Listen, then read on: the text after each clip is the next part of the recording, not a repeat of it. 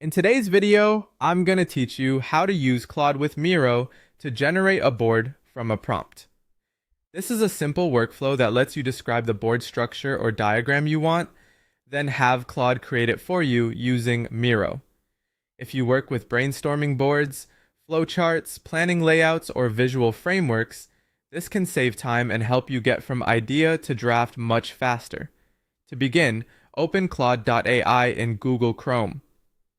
Using Chrome is helpful here because it supports the full web experience smoothly, especially when you're connecting external tools. Once Claude is open, go into the settings area and look for connectors. In that section, connect your Miro account.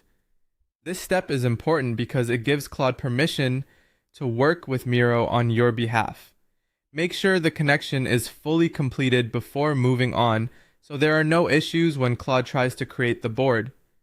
Once your Miro account is connected, return to the Claude chat and write a clear prompt describing the board you want. This is where clarity really matters.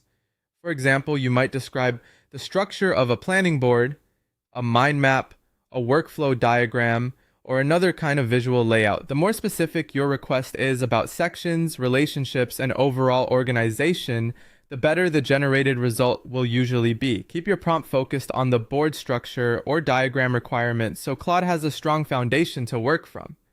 After you submit the prompt, Claude may ask to use the Miro MCP action in order to generate the board. When that happens, allow Claude to execute the action. This is the step where the actual creation happens inside Miro. Depending on the complexity of your request, it may take a moment for the process to finish, so give it a little time. When Claude completes the action, it will provide a generated board link. Open that link in Chrome to view the results. This will take you directly to the Miro board that was created from your prompt. Once you're there, review the layout carefully and make sure it matches what you intended.